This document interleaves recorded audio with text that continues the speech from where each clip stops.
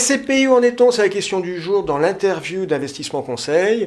Je suis avec Franck Ingels. Franck, bonjour. Bonjour Frédéric, bonjour à tous. Franck, vous êtes le directeur de la distribution d'Intergestion REM. Vous m'avez l'air en grande forme.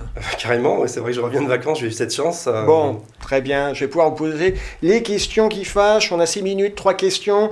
Première question, le premier semestre, comment ça s'est passé? C'était épuisant à ce point-là? Alors pas épuisant, c'était très intéressant, mais c'était une période très bouleversée, très complexe. Avec les clients, avec les locataires, c'est ça? Avec les locataires, en termes d'acquisition, on le reverra aussi. C'est très très dense, beaucoup de travail, et tant mieux.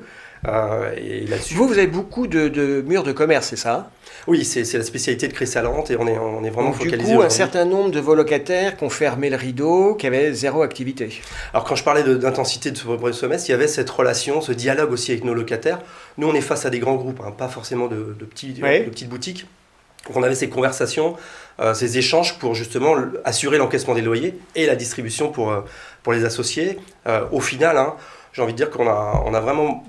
Enfin, on sort vraiment bien de cette période-là parce qu'on est... L'argent est rentré, les loyers sont rentrés, c'est ça le message? Oui, premier trimestre, 100% de collecte des loyers, comme d'habitude, j'ai envie de dire. Ouais. Deuxième trimestre, 80%, ce qui, dans la classe des SCPI, est plutôt une place de bon élève.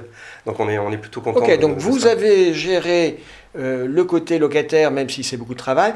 Côté investisseur, les flux, parce qu'on a l'impression que les SCPI qui connaissent un fort engouement de la part des investisseurs depuis un certain temps, mais que cet engouement s'est renforcé quand même avec le Covid, non?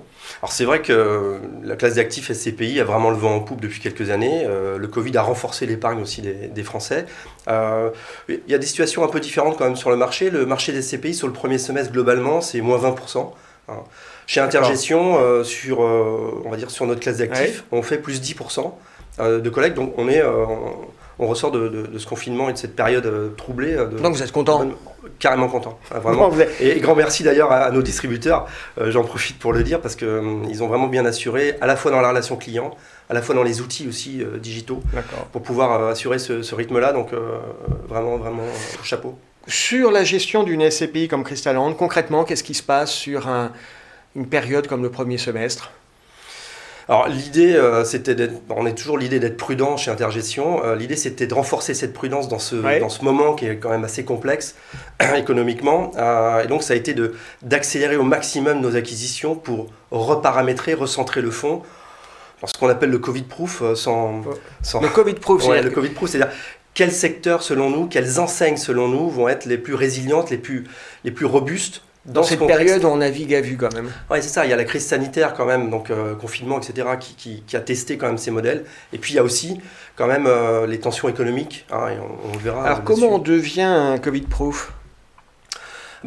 Concrètement, pour Chrysalent, ça a été de renforcer de façon massive les acquisitions dans la distribution alimentaire.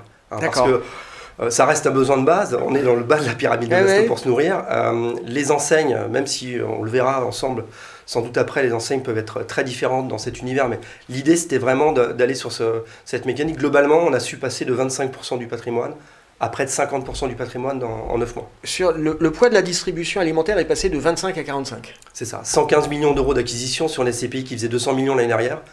On a vraiment avancé à marche forcée, y compris des acquisitions d'ailleurs pendant le confinement, pour justement reparamétrer, recentrer le fonds sur quelque chose de très résilient. Oui, on a bien vu que pendant la période de confinement, le commerce alimentaire restait ouvert alors que le commerce, la distribution, le textile, l'habillement étaient à la peine. C'est ça. C'est le secteur où de toute façon on n'est pas, puisqu'on est vraiment centré aujourd'hui sur la distribution alimentaire. Donc un poids qui passe de 25 à 45% des actifs. C'est ça. Est-ce qu'il y avait autant d'affaires à faire sur le marché que ça? Parce que c'est un engagement fort de votre part. Concrètement, vous pouvez nous donner quelques noms d'enseignes sur lesquelles vous êtes renforcés? Oui, nous on va avoir de l'appétit sur les nouvelles tendances de consommation, le local on va dire. Et là-dessus, dans les magasins de proximité, on va avoir du Carrefour Contact, on va avoir du Monoprix par exemple. On a un cœur historique dans la distribution alimentaire qui est le soft discount, l'ancien hard discount. Des modèles comme Aldi, Lidl, etc. qui ont prouvé leur résilience, y compris dans des tensions économiques. Et puis, nos nouveaux points d'investissement, ça va être ces tendances comme le bio, avec des Naturéo, ce genre d'enseigne, ou du Grand Frais que beaucoup de gens en région connaissent très bien, qui est un modèle de distribution alimentaire qui est top, qui marche très bien. On a le sentiment, c'est ça que vous appelez le Covid-proof, c'est de dire on ne sait pas combien de temps cette crise va durer, quelle ampleur elle va reprendre.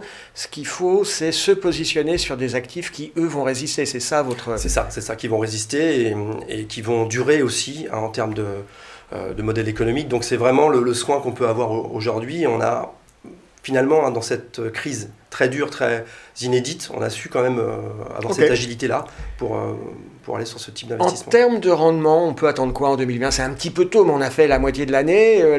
Ça a été une première moitié difficile. Vous arrivez à vous projeter ? Oui, on avait collecté 80% du loyer. On a donné globalement sur ce premier semestre 92% de ce qu'on avait donné au premier semestre de l'année dernière. D'accord. Donc on n'est pas loin. Si on voit d'autres univers d'investissement comme les actions, etc., on est vraiment très très safe, on va dire très sécuritaire. Si on analyse ce qu'on a donné cette année, pour être concret, ça fait 4,50. Hein. C'est le plancher. Aujourd'hui, historiquement, on a toujours donné 5 sur Cristal.